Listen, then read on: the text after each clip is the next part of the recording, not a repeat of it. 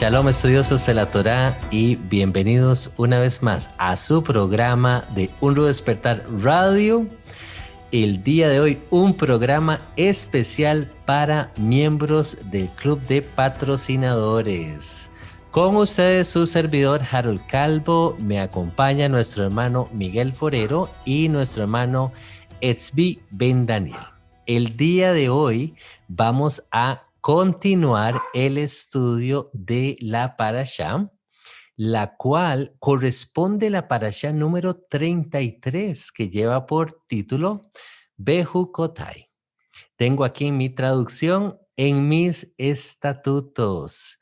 Esta Parashá inicia en Levítico 26:3 y concluye en Levítico 27:34. Y hermanos, tomen nota porque esta parashá es bastante interesante. Tiene un par de aspectos que, bueno, vamos a estar desarrollándolos eventualmente, pero de manera general les comento que se nos mencionan consecuencias acerca de la desobediencia. ¿Qué iba a suceder si el pueblo de Israel faltaba a los mandamientos, quebrantaba el pacto? Y también se nos hace mención acerca de unas cosas, aspectos consagradas a Jehová. Hermano Miguel, hermano Tzvi, shalom, shalom. Qué bendición compartir con ustedes el día de hoy. Shalom, querido Harold, Miguel y a todos los que nos escuchan, un abrazo grande. Y sí, decías el nombre de la parashá, Bejucotai, que viene de la palabra Jok.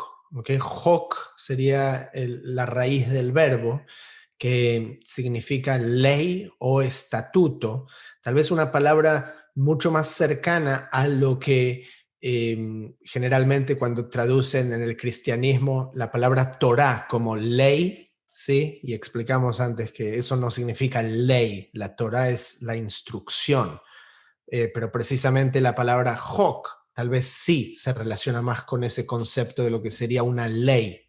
En el hebreo moderno significa literalmente ley, como la ley de un país. En el contexto bíblico es más como los estatutos. Hay varias palabras, ordenanzas, estatutos, mandamientos, toda terminología parecida a términos legales que aparecen en la Torá. Y interesantemente, cité mucho este capítulo en la serie de programas que estuvimos haciendo, que sale en YouTube, acerca de los caballos del Apocalipsis. ¿Recuerdan? A raíz de bendiciones y maldiciones o castigos que suceden sobre el mundo, o más particularmente en este contexto sobre Israel, por haber desobedecido los mandamientos. Y este es un tema que aparece no solo en este capítulo de Génesis, sino que es un tema que va obviamente a través de toda la Biblia, la obediencia y la desobediencia desde el primer hombre creado en el jardín del Edén. ¿Sí? Le es dado un mandamiento, él tiene el libre albedrío para obedecer o no obedecer. Muchas cosas de este texto son también reminiscentes a la bendición, las bendiciones y maldiciones declaradas sobre el monte Grizim y el monte Eibal, ¿sí? Cuando entra el pueblo de Israel, ¿sí? Y constantemente tenemos la obediencia y desobediencia, las consecuencias de nuestro libre albedrío y ya el establecimiento de lo que sería obedecer al Creador, ahora teniendo esas bases que dice qué es lo que el Creador desea de nosotros, cuál es nuestro deber como ser humano o en este contexto como parte del pueblo de Israel. Y sin dudas hay muchísimos detalles en esta parashá que me gustaría discutir con ustedes. Voy a pasar la palabra a Miguel y tal vez podamos discutir acerca de todos estos detalles tan interesantes. Shalom, Miguel. Shalom, Zvi, Harold y toda la audiencia. Efectivamente, una de las cosas que más impacta en esta porción está en los versos 3 y 4. Y es una promesa donde el Padre dice, si andáis en mis estatutos y guardáis mis mandamientos para ponerlos por obra, entonces yo daré las lluvias en su época y la tierra dará su cosecha y el árbol del campo dará su fruto. Y esto llama mucho la atención porque vemos nosotros que ahora que se habla tanto del calentamiento global y de que ya no va a llover, los unos dicen, los otros que sí va a llover, resulta que esto está asociado más, según lo que dice la Torá, con la observancia que los pueblos o que nosotros hagamos de los mandamientos de Jehová. En un sentido, uno diría, bueno, pero Dios tiene esa facultad de hacerlo y lo va a hacer. Yo considero que el Padre tiene derecho legal sobre toda su creación, ¿no? Y no estamos hablando solamente sobre el pueblo de Israel o el pueblo que Él está levantando ahora, porque Él es el dueño por creación de todo lo que existe.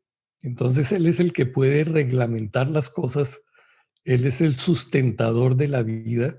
Como bien lo dice Shaul, nosotros en Él nos movemos y somos y vivimos y respiramos. Hoy estamos en pie aquí porque Él nos ha permitido estar. Él es quien rescató a Israel de la esclavitud y a nosotros de nuestra propia esclavitud en el caminar en que vamos. Y Él hizo un pacto con Israel y con nosotros para sostener esa libertad. Entonces, es interesante porque Jehová, a pesar de todo lo que hace por nosotros, no nos está forzando a obedecer, sino nos está dando la libertad de hacerlo. Dice obviamente que habrá unas consecuencias buenas y malas si lo hacemos o si no lo hacemos. Entonces, yo ciertamente no pienso que Dios está como un policía vigilando a ver qué hace el uno, qué hace el otro, sino simplemente Él nos ha entregado todas estas bendiciones, todos estos estatutos o reglamentos que nos van a permitir una vida efectivamente tranquila y fructífera. Pero en cada uno de nosotros está hacerlo o no hacerlo, ¿no? Y perdón, Miguel, qué bueno que trae el hecho de que sea provisión en la abundancia de la tierra, ¿sí? A veces uno no se relaciona con eso porque dice, bueno, a mí qué me importa la tierra, yo no soy granjero, la comida está en el supermercado. Así es. Sí, porque perdimos esa conexión, pero ya cuando uno empieza a ver ese daño del suministro de comida, porque, qué sé yo, hay paro de camioneros, ¿ok? ¿De dónde traían los camioneros la comida? ¿Ok? Tiene que venir del campo, o sea, si se sigue todo eso, si viene ahora de una planta donde la procesan, sí, está todo esa línea de suministro, pero en su esencia, al final vuelve a lo más básico, ¿sí? Al granjero. Y entonces el punto principal comienza diciendo que vamos a tener suficiente comida, no nos vamos a tener que preocupar por eso. Esa es una de las principales preocupaciones hoy en día de cualquier persona en el mundo, literalmente. Tengo que conseguir un trabajo porque ¿cómo voy a comprar comida? Le dices a tus hijos, ¿quién te va a alimentar? ¿Quién va a pagar por tu comida? La Torá, o sea, los principios nunca van a cambiar porque el ser humano continúa siendo ser humano, no importa que haya 3.000, 4.000, 10.000 años de desarrollo tecnológico. ¿Se entiende? Siempre el ser humano va a necesitar suplir esa necesidad biológica. Y el segundo punto, y estoy leyendo así en vivo, ¿no? Ni siquiera tengo anotados puntos, pues me gusta leer de manera detenida, y bueno, invito a todos obviamente que tengan su Torá abierta. Luego habla de la paz en la tierra. que nadie venga a atacarnos. Miles de años más tarde, estamos con las guerras. La gente, muchas personas, esa es una de las principales preocupaciones. Muchos en donde viven, yo sé que no te tienes que preocupar, en Costa Rica, Harold, ahí solo están en la playa, se toman una agua de coco debajo de la palmera, pero en muchísimos países del mundo la guerra es algo muy real que sucede día a día. O sea, viniendo de Israel, ni hablar, pero hay decenas de países en el mundo hoy en día que están en guerra, ¿sí? Que hay, bueno, más que nada en países árabes, ¿sí? o africanos, tenemos muchísimo, y tenemos guerrillas en países latinoamericanos, ¿sí? Todas esas son guerras. Nos contaba, de hecho, alguien del equipo, ¿sí? La situación en Ecuador, con guerrillas y cosas así, que literalmente uno tiene miedo de salir a la calle. ¿Okay? Esa es una consecuencia. Y yo no me estoy poniendo en un papel de juicio, de decir quién cuida la Torá, si la gente en Ecuador no tiene que comer puerco o qué sé yo. No estoy diciendo eso. Estoy simplemente diciendo, ese es un mal que acecha a la humanidad, ¿sí? El no tener comida, el tener que preocuparse porque alguien te puede venir a atacar, ¿sí? Y en el contexto de la Torá, estas cosas que aún continúan en nuestros días son castigos por la desobediencia. Y te dejo intervenir, Harold. Sí, y volviendo al puntito ese del hermano Miguel, como a mí me llama mucho la atención cómo hay una condición de por medio, ¿sí? Lo digo porque por el contexto que nosotros traemos, se nos enseñó de que pues las cosas se llevaban a cabo, sucedían por un tema de fe, pero aquí claramente vemos que no es un tema de fe, de que vamos a orar para que entonces Jehová haga llover sobre la tierra. No, aquí la condición era guardar sus mandamientos, y se nos dice, y ponerlos por obra, y entonces íbamos a ver todas estas consecuencias positivas. Muy bien mencionado tú, hermano Sofía, acerca de la alimentación, acerca de la protección del Altísimo. Imagínate que se nos dice que 5 de nosotros perseguiríamos a 100 y 100 de nosotros perseguirían a 10,000. Estamos hablando de que Israel iba a ser una nación diestra en el arte de la guerra. Claro, con el favor de Jehová, por supuesto, ¿sí? Entonces, son aspectos que tal vez leemos y pasamos por encima y decimos, no, es que eso es una forma tal vez literaria que está mencionando la escritura, pero vemos el caso de David. Me acuerdo de David, sí, y el rey Saúl, cuando cantaban y decían, Saúl mató a esos 1,000 y David mató a esos 10,000. Entonces yo digo, literalmente yo lo creo de esa manera, porque ya desde tiempos de la Torá se nos decía que Israel iba a ser una nación poderosa, grande en batalla, ¿sí? Jehová iba a ir delante de ellos siempre y cuando guardáramos el pacto. Y por supuesto, no iba a faltar la provisión de Jehová como los alimentos y todo esto que venían ustedes mencionando. Y ya para cerrar esta primera sección, se nos dice, me encanta como dice aquí, y os he hecho andar con el rostro erguido. Dice aquí esta primera sección, ¿verdad? Como que Jehová devuelve al pueblo de Israel esa honra, ese honor, cuando nos saca de esclavitud para llevarlos a la tierra prometida, ¿verdad? Hermano Miguel, ¿deseaba añadir algo más? Sí, de hecho, esto me hace a mí pensar en que, siendo que la Torá es eterna, porque constituye la constitución del reino de Jehová, y porque toda la creación está organizada de acuerdo a esas reglas, a esos estatutos, entonces la cosa es mucho más sencilla de lo que parece. Porque cuando vemos que esto que mencionaba, vi por ejemplo de la escasez de alimentos, necesitamos examinar cuál es el problema que está generando esa escasez. Incluso a veces no es que haya escasez, es simplemente el manejo que se hace, el manejo político que se hace de todas estas cosas para obtener control de la gente. La comida está ahí, pero no la quieren entregar o no la quieren distribuir. Entonces, en ese momento no se le puede acusar a Dios de que, uy, pero es que la tierra no está produciendo, ¿no? La tierra está produciendo. Pero entonces esto nos conduce me parece que nos lleva a otro punto y es una pregunta, ¿está vigente la Torá? Y lo planteo porque como dentro del cristianismo tradicionalmente se ha dicho que Yeshua clavó la ley en la cruz y entonces ya nosotros no estamos obligados. De hecho, ninguna de estas promesas estaría vigente. Entonces, si eso fuese así, ¿en qué situación estamos?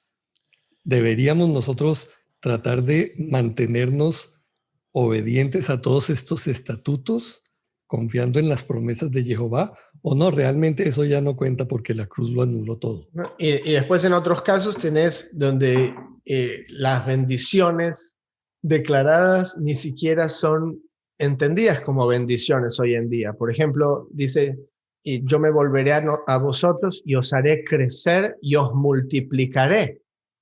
¿Okay? Hoy en día tener hijos no es una bendición. Acá justamente el tema político, no me quiero meter, Miguel, en el tema político en los Estados Unidos, que hay un revuelo acerca del aborto. Pero sí, esto es una realidad en todo el mundo hoy en día, donde el aborto es un derecho, es visto como un derecho sagrado para esta gente, el terminar con una vida, ¿sí? Que potencialmente va a venir al mundo, y esa es una manera en que Dios nos está multiplicando. ¿Qué significa esto? Desde un sentido de vista completamente secular y evolucionista, es la preservación de la especie. ¿Okay? Esto es algo bueno. Nosotros queremos que la especie sea preservada, ¿sí? La raza humana. ¿Qué pasa cuando hay un animal que está en peligro de extinción? ¿Sí? Todo el mundo se moviliza, que salven a este animal, ¿sí? Tenemos que preservarlos, tenemos que multiplicarlos, queremos ayudarlos.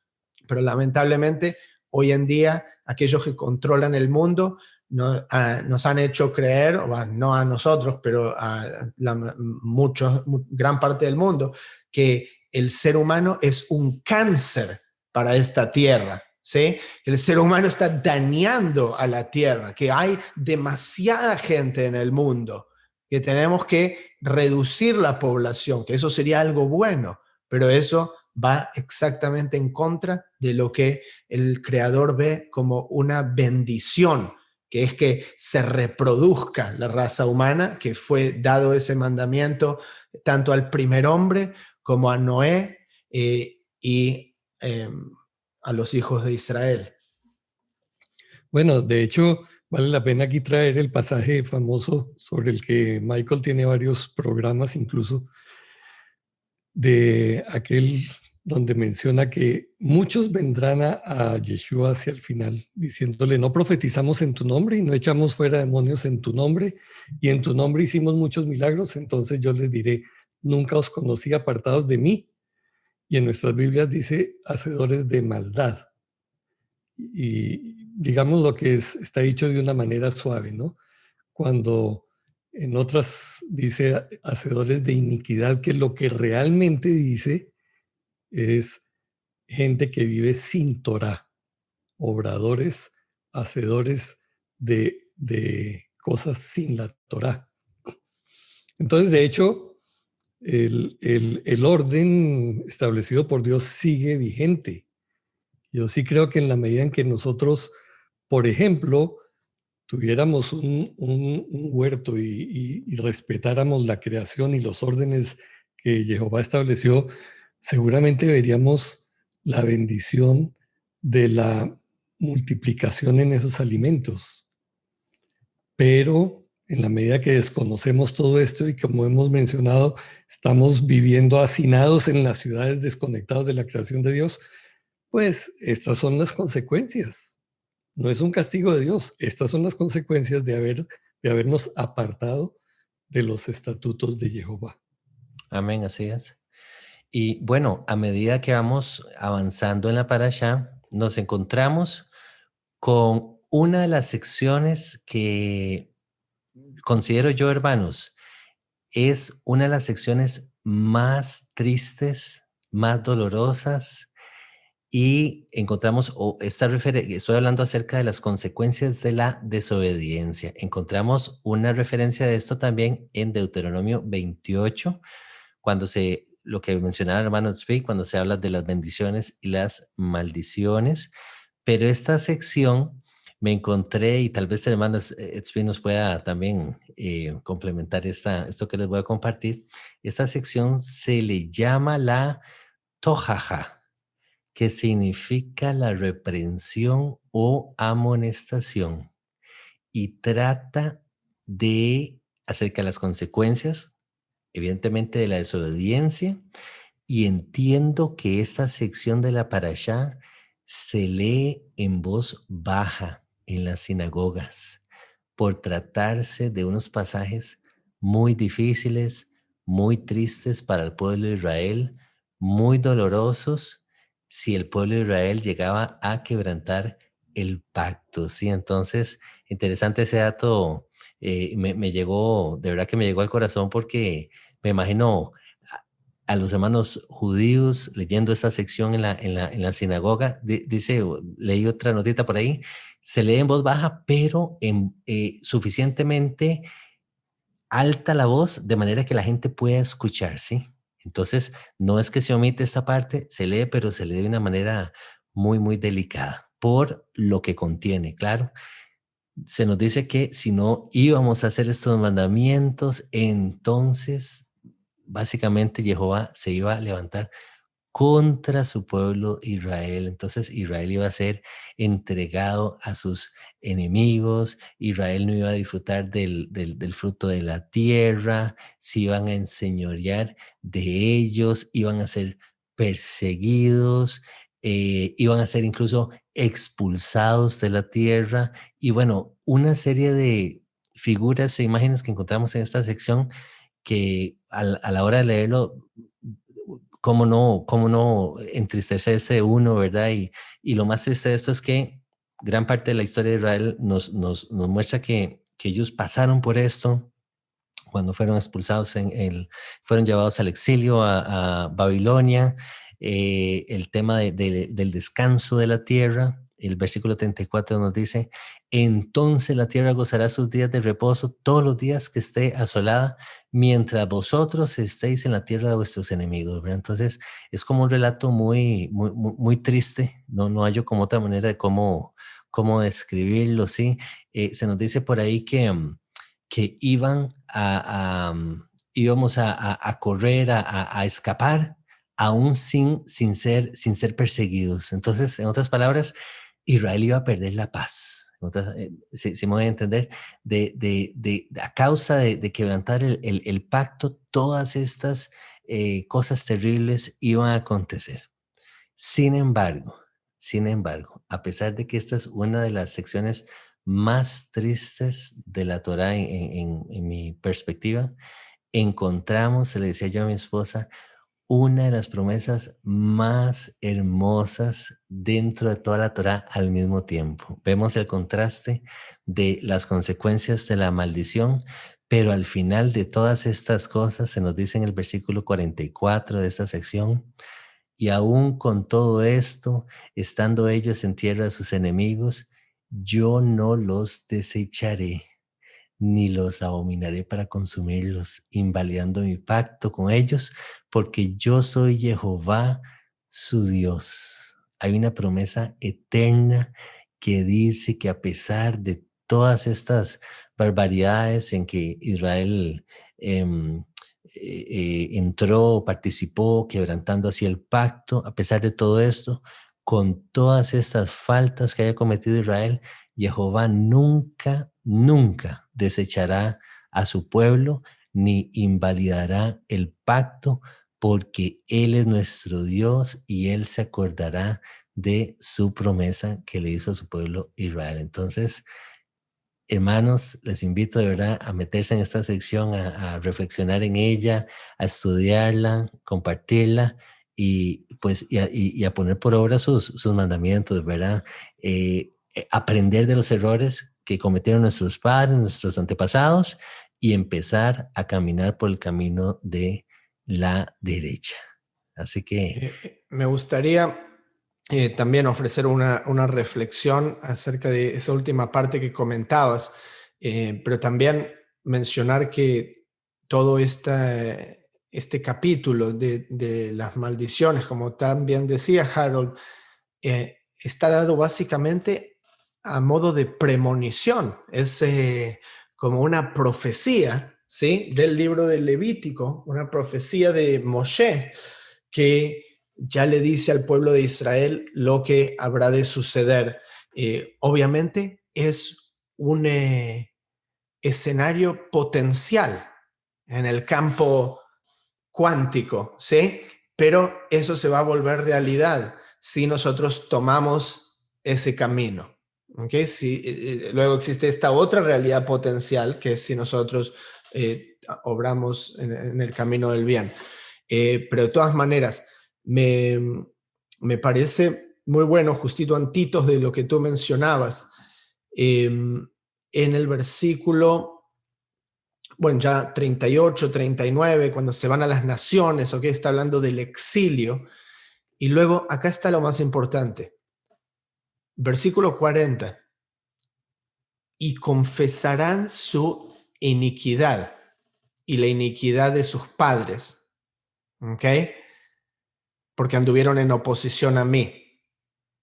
Y luego se humillará el corazón de ellos, y quiero volverme ahí, igual le voy a dar la palabra a Miguel en un segundo y voy a volver acá, pero dice, entonces yo me acordaré de mi pacto con Jacob. ¿Ok? Y esto es algo muy importante porque siempre sucede de esta manera. Dios no va y se amiga con la gente si la gente sigue haciendo la suya. ¿Se entiende?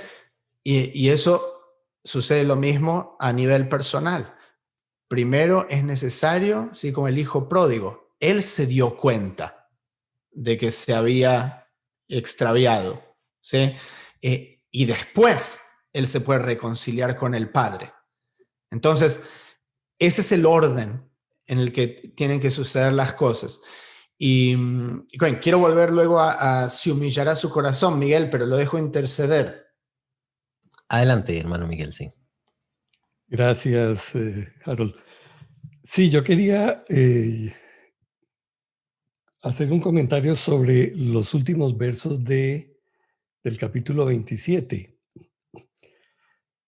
Porque aunque esta temática normalmente resulta muy incómoda para muchos cuando se habla de la parte financiera, miren, necesitamos entender que si el dueño de todas estas cosas es Jehová, Él se ha reservado un derecho, y ahí lo establece muy claramente. Ninguna cosa nos pertenece en su totalidad a nosotros.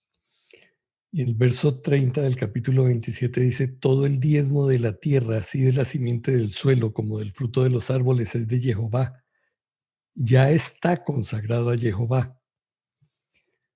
A nosotros nos cuesta trabajo entender que estamos de paso, que somos administradores nada más, y que el dueño, el poseedor de las cosas es realmente Él.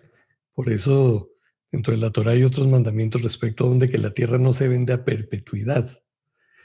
Entonces, nos duele a nosotros pensar que tengamos que retribuir o que simplemente reconocer esa soberanía, ese poder de Jehová.